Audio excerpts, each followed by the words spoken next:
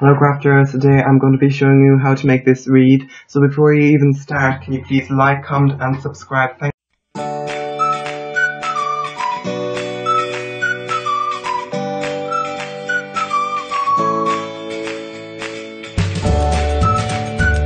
So to start off with, you're going to want to wrap your jute twine around the wreath. You can use anything, you can use ribbon or like jute ribbon or whatever you have. But I just decided to use this twine because I thought it would be nice against the colours of the flowers I was going to use.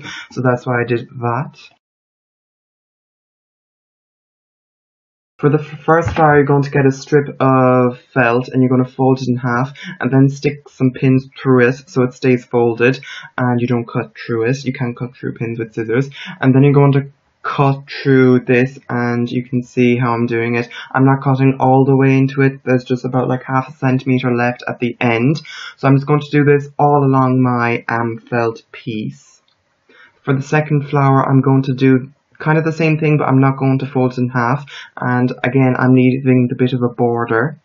So yeah, and for the third flower I'm going to take a circle that I die cut out with Sizzix die. You can always use like some foam tape or whatever. I'm going to cut a spiral through it, and the size of the spiral doesn't really matter as long as it's a spiral.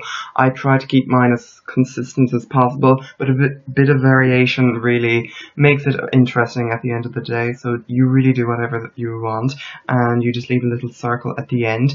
And to roll all of these up, you're just going to take your spiral and just roll it up and add some glue every so often. This helps so it doesn't like break apart, and you're just going to continue doing that. I really can't talk today, sorry. You're going to continue doing that all along, and as you can see mine was a bit thicker and thinner, but it was fine.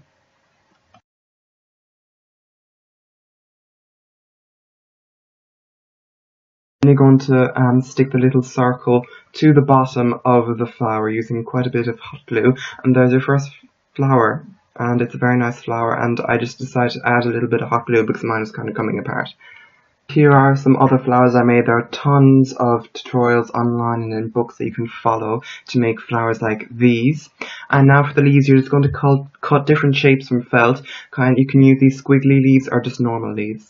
You can see that I've wrapped my entire wreath. I left a bit at the end because I just couldn't.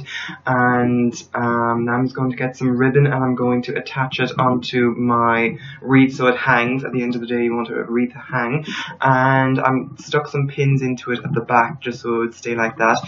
And I also glued it a bit later. And I'm sorry everything's out of frame. I'm really still practicing this. But you know, I'm sorry. And then I just glue the top together. And you have to make sure that all of the strings will stay together. So now I'm going to start sticking everything down. I started with my leaves, then my bigger flowers, and then in between those my smaller flowers. And I just glued everything down with hot glue. You can always use some needle and thread, sew it on if you want, but this would take me a lot of time to sew down the amount of flowers I put on. So anyway, I'm just going to leave you with that.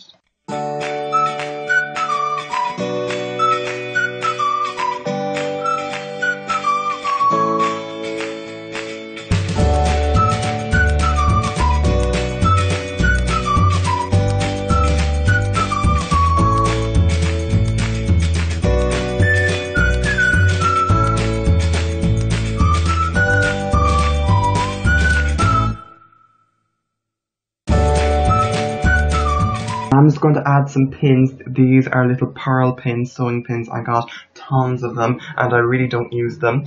And I'm just going to stick those into the center flowers and where I thought they might look nice.